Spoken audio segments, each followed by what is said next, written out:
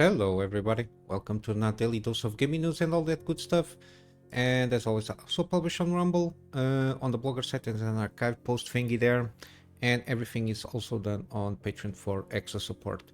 And regarding updates and such, I usually go about on Twitter, which I've been more active lately, fighting the good fight, the only way that I can at this moment in time.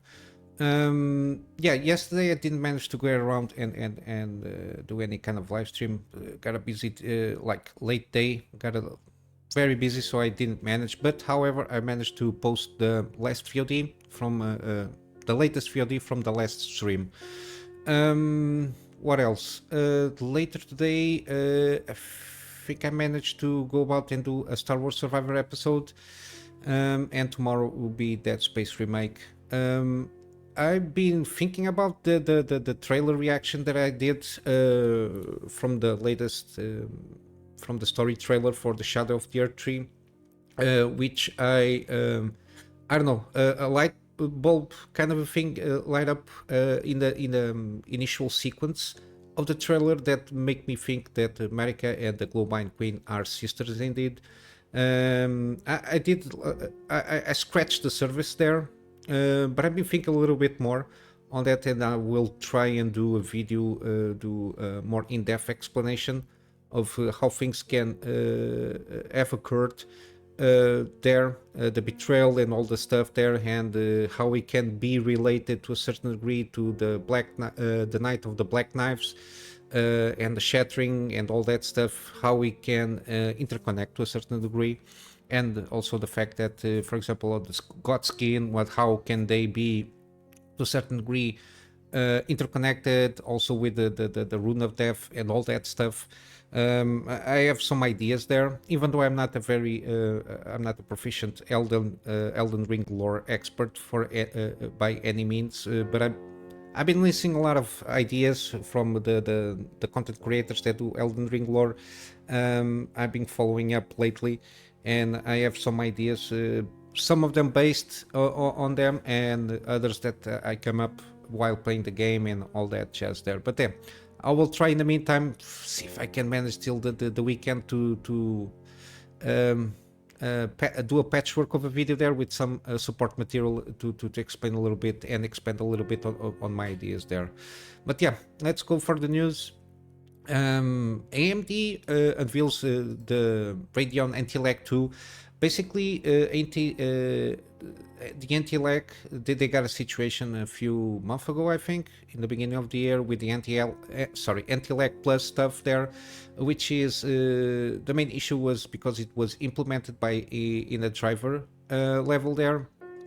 People that were playing with this functionality on, basically what it does, by the fact that it's doing the work through the driver level, it alters basically the game files, and that activates the anti-cheat on the multiplayer stuff. And we saw some of the people were banned because they were using anti-lag plus, even though it's a normal, it's allowable, but because the way how anti-lag plus works didn't work, it still works, is at the driver level, and with that activated the anti-cheats. Now they launched the Anti-Lag 2, which now is integrated on the game files, so the same way that NVIDIA does its thing, but this is only for the Anti-Lag 2 version 2, and they say they will be integrated in more games throughout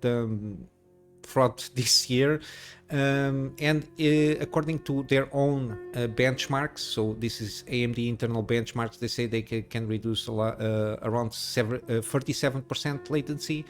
It is what it is, again, because I mainly use and play a lot of single player games, not first-person shooters that need a lot of quick response there. I don't notice any kind of difference. The lag thing, I can notice in certain specific scenarios, but in the overall sense of things, I usually don't notice that much lag. Only usually visual lag, not the input lag. I usually don't notice that much. It's more about the visual stuff like tearing and kind of stutterings that I can sense with my eyes. But in terms of control input, I usually never noticed any kind of lag in the games that I play, even when there is some kind of complaints there. But yeah. Good to know that this now is activated in game, of course, because it's part of the game file. So if you're playing at this moment in time Counter-Strike 2, yeah, it's still on the form of how they call it, as a preview. I will assume they will fine-tune a little bit more. But yeah, supposedly, again, there are some, and it supports GPUs from the 5000 series and up, if not mistaken. Yeah, and higher, so it's a good thing here. But yeah, if you're playing one of these games, at least Counter-Strike at the moment, you can try it out and see how it goes. Again, it will not trigger for sure, at least according to them, the anti-cheat stuff there. We got also some news regarding No Rest for the Wicked. They launch a patch to add DLSS and FSR upscaling alongside with some respect. So they also did some work on the fine-tuning in terms of performance. So it is lighter workload, let's say. And yeah, they also had a patch to remap controllers, to the ability to respect character, new weapon tryout feature, and plenty of quality of life improvements alongside tweaking and visual effect polishing. Again, because they're using I think they're using two game engines to a certain degree, one for visual things and another one for the gameplay itself, for the combat and the stuff. And the way they went about it, again, it still will require some fine-tuning from their part until it launches the final version. That's why they used early access here. But yeah, from what I've been gathering, the game is pretty good, even by the fact it is an early access mode still. Since the last patch, they did a little bit on the respect on the PC requirement stuff. It improved a little bit more in terms of reducing stuttering and the fact that you can play with the same settings in a higher frame rate. Yeah, they are doing their work. The fact that they only implemented now the DLSS and the FSR, I think it basically, according to them, the image quality were not quite on par with the native rendering. I think they were losing a lot of sharpness when they implemented the DLSS and the FSR. So they've been tweaking. They've been tweaking around with the upscaler stuff there, so now I think it's in a better situation here. But yeah, good to see that the game is going along. Hopefully when it launches the full version, it's good enough for me to buy it. On the Helldivers 2, some comments here that they want to become the next FromSoftware or Blizzard. Again, this is a good or a bad situation here, because if they want to be like FromSoftware, you got all my support. If you want to become like Blizzard, no thank you very much. But yeah, there was some shifts here. The CEO, Johan Pilestead, sorry if I mispronounce here, he was the CEO and the creative director there on the studio. He basically nominated Shams Georgiani. I already covered this name somewhere regarding some of the acquisitions and the Paradox stuff with again, there was some shifting. I remember this name being thrown around, but yeah, he invited and he accepted the fact that is now Shams is going to be the CEO of the company there on the studio side, while the Johan can focus on the creative part of the game itself, or the studio, because he was doing both things at the same time, and because the studio was growing too much, and again the workload with Helldivers, even though with the PSN shenanigans stuff there from part of Sony, they being managed to grow a little bit. 12 million units in 12 weeks is a lot of units, and the support on the side of the game there, yeah, it takes a lot especially from the higher ups. If you have like a small studio, I think they are approaching 100 developers, and they want to increase a little bit more for in terms of the support there.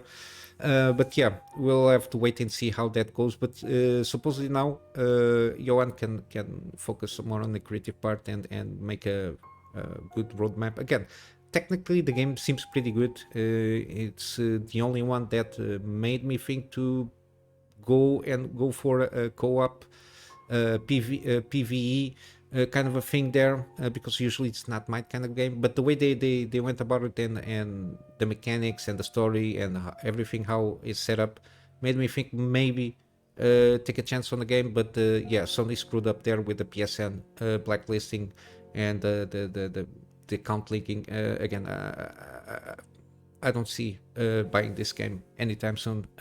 It's a shame, but the same thing goes for all the other Sony games. At this moment in time, I usually don't recommend them. Yeah, it's a matter of principle. If you want to screw around with the other people, all of a sudden you will start to see, even though Ghost of Tsushima, again, this is a very well received and highly praised game. Again, they've been doing a lot of good games, from the first God of War, even from The Last of Us Part 1. The first game is excellent, at least the main story there. Yeah, they got a lot of great games. The fact that they want the shenanigans with PSN linking, and the fact they are delisting even in solo games, not solo games, single player games. They require the PSN by the fact that they are delisting that from the Steam page there, which is not a good practice there.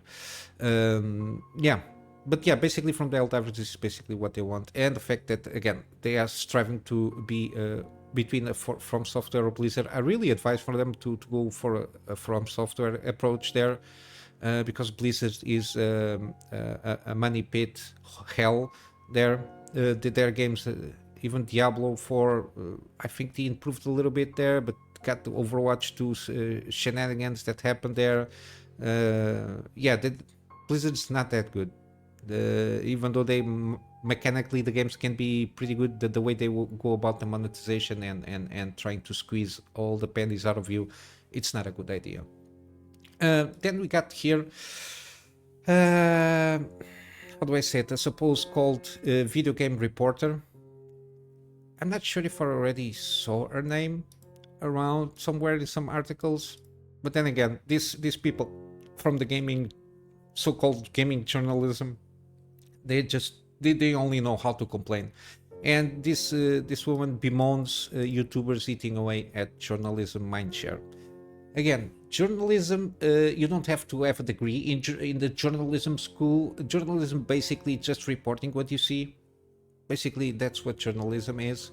There is some fine-tuning, for example, in if you write an article of journalism, there is like good English practices of how to write, using the proper writing skills. That's completely different thing. But the fact that journalism at its core is reporting what you see in the most unbiased way possible that you can, just by itself, anybody can be a journalism in that sense. And we saw, at least, especially after the Gamergate one, we saw the activism ramp up on these sites here, trying to pass narratives and impose narratives on persons without and distorting, not distorting facts, but distorting narratives and points of view. Yeah, of course, YouTubers started to eating away in that so-called journalism mindshare, because everybody knows that a YouTuber, at least, they know they have their personal views on things, and they are biased in their own way. The fact that they have a bias doesn't mean this is good or bad. Everybody has their own point of view, like myself. But at least people know that the YouTuber that is reporting or doing a commentary on anything, they go for that YouTuber because they do exactly that. They know what they are counting on, so they already know that information that is being given is coming from a point of view, and then people can filter out and trying to get other YouTubers with different points of view, and then people can reach their own conclusions by themselves, and they don't have to try and see if a supposedly established company or a gaming journalism company that supposedly should be neutral, at least in how it presents the news. It should be a neutral aspect there. And of course, I agree that any site, they can have their opinion columns, but again, they have to be identified as one. This is my opinion as regarding a subject matter, instead of I'm reporting the news with the message behind there and all the biases associated with that. Again, I don't know why they are complaining. This is long coming for them, and I will assume even with this latest acquisition, because she froze out this this tantrum, let's say, or this bemoaning, mainly because after the IGN Entertainment acquired a lot of outlets, a lot of sites that to a certain degree supposedly should be the competition there. Again, I don't know how this is possible, but yeah, I don't know. Again, there is a lot of sites. I don't know if this can be considered as a monopoly attempt on the industry itself, but yeah. But yeah, and after that we saw this guy here, Jeffrey Russo, and said, hello folks, I have unfortunately been laid off from games industry. I'm fine, really. I'm open to new work opportunities. If you require the skills of an award-winning reporter journalist with a focus on marginalized voices and back-to-back writing, please consider me. I appreciate that. And then she replied, Jeffrey has quickly become my go-to source for fast business-focused games news. Again, journalists are using journalists' work to do their own journalism, instead of going directly through the source. That's that's what's all wrong with this thing. They use each other's so-called reporting to as a source for to do their own reporting. Again, this is what's wrong on gaming, supposedly gaming journalism, because if you're doing a piece on some subject, you go directly to the source. You don't use other people's work to do your own. For that, we got people like me, YouTubers, that go around scrunching around, see the news sites, and try to use them as usually not as a reporting tool, but mainly as an opinion tool. At least that's how I use it. Yeah, for that you just check a YouTuber, instead of going around supposedly so-called journalists that needs other journalists' works to do their own. It's basically the same thing that a YouTuber does, and at least, again, I reinforce that YouTubers do it because they like it to do it. Some of them grift, some of them don't grift, but some of them really care about the news or really care about how the situation is in the gaming industry. But overall, people at least know what they are counting on. While this kind of people, they use their own reporting from other journalists to then use it as a trusted source, and we saw some so-called reporting from rumors. If somebody has an idea, one guy starts to do an article from one site, then another reporter uses that article as a reliable source, and then if somebody doubts it, the reporter that did the initial reporting will use the second-hand reporting as a trusted source also. And we got a lot of this thing happening here on the gaming journals, and it's a circle jerk of trustful sources on so-called journalism. That's why they are going down also. This is one of the things. And of course, you got all the activism going around of trying to pass some kind of messages here and there. We got the case of IGN with Assassin's Creed Shadows, and the fact that game, they some people went to the extent of trying to alter the Wikipedia page from the one of the main characters. We've got also some rumors saying that all of the characters are LGBT, whatever this kind of queer stuff. Yeah, and then we got also the fact that you have the influence of the acronym mafia there on these companies. I think it's not working in the big scheme of things. That's why we see a lot of layoffs there, because there is a lot of activism. They just make a lot of noise. They don't do. They are not productive on what they are supposed to do. We got, I think, from Kotaku that there was some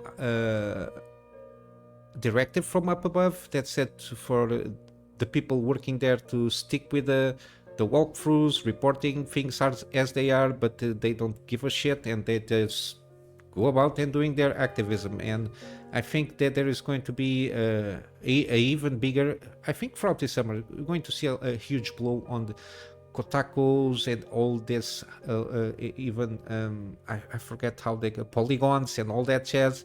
You'll start to see some things crumbling down there.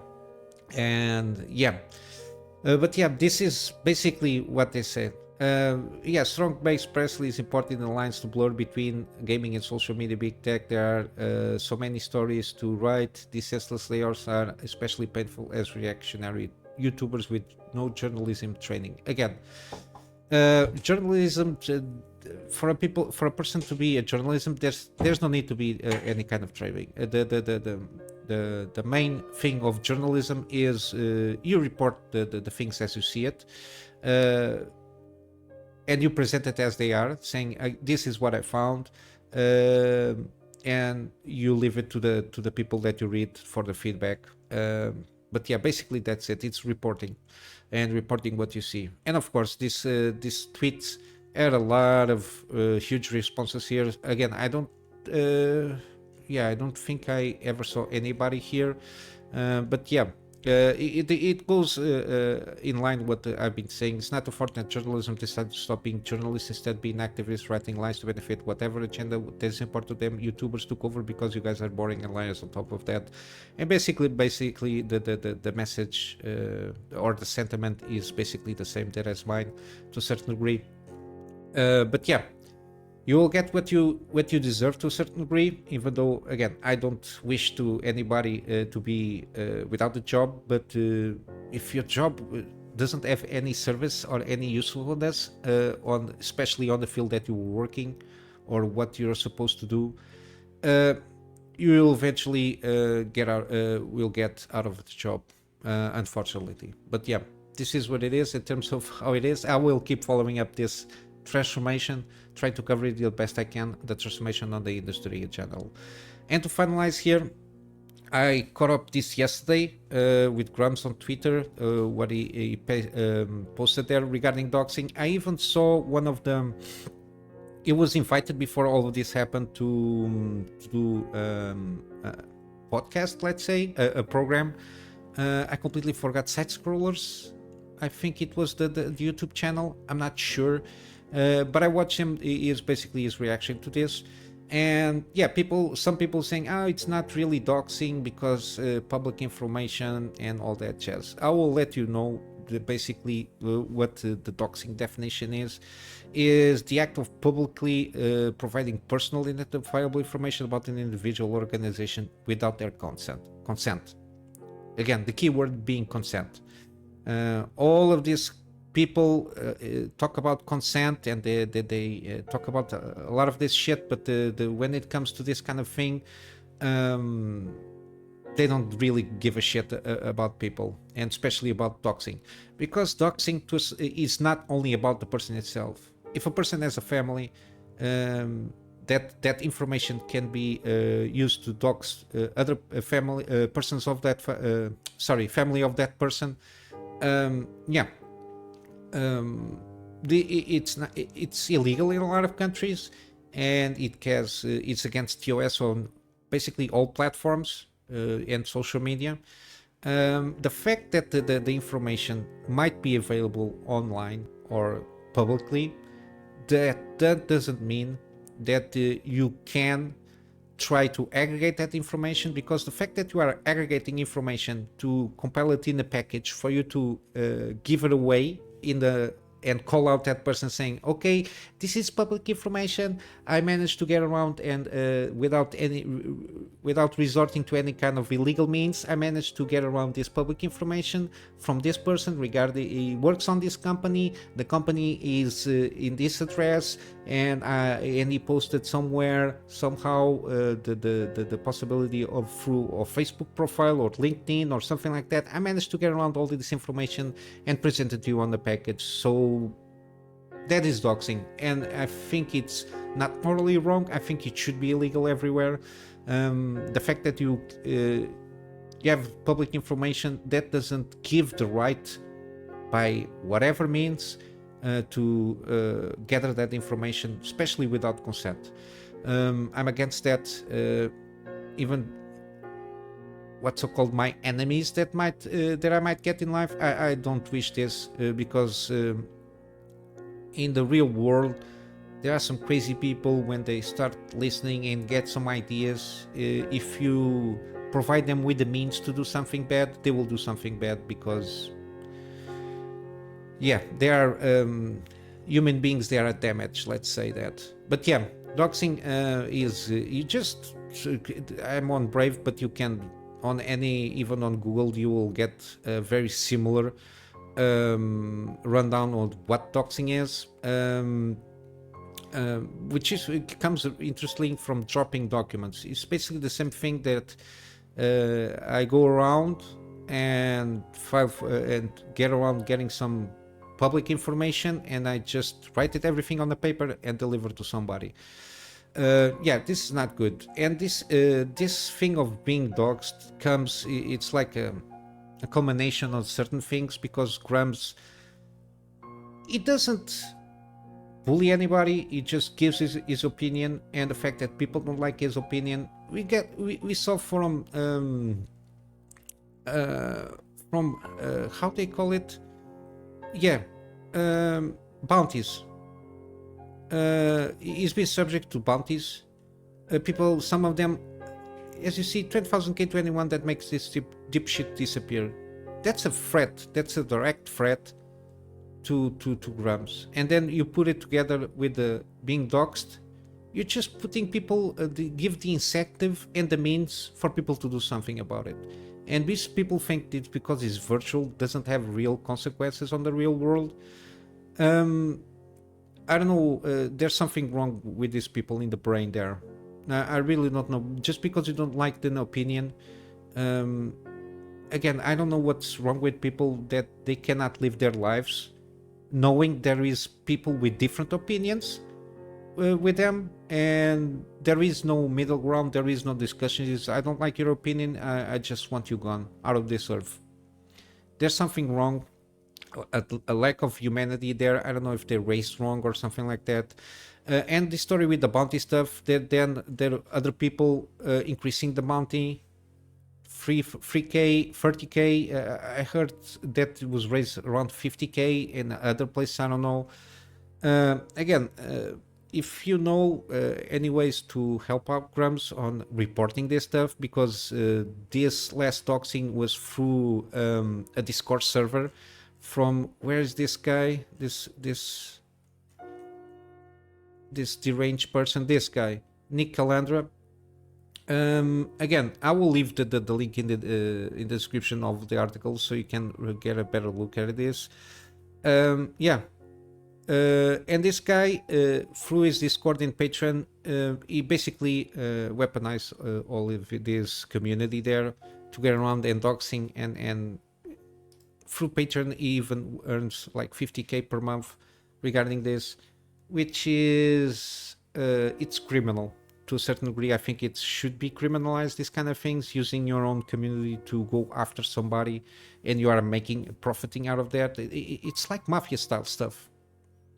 That's how mafia people use their things, do their bidding. It's through making money out of ruining other people's life.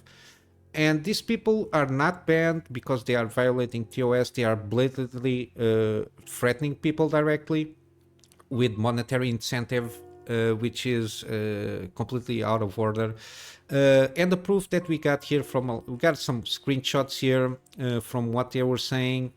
This guy Gigabear, he managed to infiltrate on that Discord group. That's how we know that the Grummz was doxxed on that Discord group. I think 1,000 people at least, or 10,000 people were on that Discord group, making fun, having laughs. The fact they are being doxing more well-known people than them. He managed to infiltrate there and basically he exposed everything. And now, so far, how we are is this guy. Well, fair enough. It seems you got me on this. I'll happily retract. You'll happily retract. And what the damage you already done? You don't know in the future, in a couple of months or a couple of weeks, if somebody picks that thing that you already posted and is out there and try to make it good on that bounty. You don't know. These people are completely retarded. I don't see any other way. The constant manipulation in line is hard to verify, and he faked an identity to get me. I gave him the benefit of the doubt, hoping to help get his money back, and he used that. What money? I really don't understand the mentality of these people. They are going about this guy. Again, I'm not a simp for Grummz, but what he says on Twitter, a lot of it makes sense. And he is a game developer. He owned a studio. We worked from the old days from Warcraft, and he got a good sense. He's got common sense in a lot of stuff, and I agree with him in a lot of stuff. Doesn't mean I agree 100% with everything that he says, but yeah, this is not good. Yeah, this guy, this Nick Calandra, is second win in former EIC of Escapist. I don't know what this is. Again, I never also recommend people to pile on and bothering these people, because to a certain degree they don't deserve our attention. But yeah, this is not good. Hopefully nothing happens to Grummz, and the same thing goes to everybody. I don't wish harm to anybody, but yeah, so certain things have limits, mainly because there are legal and moral boundaries that should be followed, even to your worst enemy, or else you just or else you're worse than your own enemy. But yeah, I still think that nuance and discussion can be achieved to reach a consensus and some kind of consensus through. I'm liking the word here. I'm a little bit pissed off with this kind of thing. But yeah, some consensus can be reached through dialogue, but unfortunately that seems to be that a lot of crazy people and damaged people and damage in the brain and how they are being raised, manipulated throughout the years, they think they are right and they are basically in the holy war against normal people. I don't know. But yeah, they need some deprogramming done there and start to live their lives in a more healthy way. But yeah, other than that, basically this is what I got for today. Let's go from some gaming deals. We got Batman Arkham, not Arkham Knight, sorry. I wanted to Arkham Collection here. It's 85% off, and we still have till the early June to get this collection here. We got also the bundle for A Plague Tale. So both games 62% off, so around $27 both games. We got also Dave the Diver 25% off on the base edition or basic edition, and the deluxe edition is 33% off. We got also Lies of P 30% off on the base edition. We got also Cyberpunk 43% on the Ultimate Edition, and lastly we got The Witcher Wild Hunt. Again, I recommend the complete edition, is 75% off. On GOG, we got the Deus Ex Duology here. Human Revolution Director's Cut 85%, and also 85% Mankind Divided. This is the digital deluxe edition. I think it's well worth it. It's only $6. We still got also Metro franchise bundle, around 84% off. We got Pre-Deluxe Digital Deluxe Edition. Again, I do really recommend. If you think it's a little bit too much, you have the Standard Edition, which is $6. Again, very underrated game, and I really do recommend this one. I even managed to get around and do a gameplay series on this one. We got also finally Wolfenstein the 2-pack, 75% off, and Wolfenstein 2 the new Colossus, 85% off. And yeah, basically this is it for today. I'm just going to wrap up with a plug on my Patreon as usual. Yeah, I hope I have better news tomorrow. But yeah, I'll wrap up for today. Patreon is for extra support. The extra support is at this moment for me to get around and find a new and better storage solution for me to be able to get backups of the stuff that I do for my clients, and also some extra space for the videos that I do for the channel. And with all that said, hope you have a wonderful day, and I will see you in the next one. So till then, Kunamy Master out.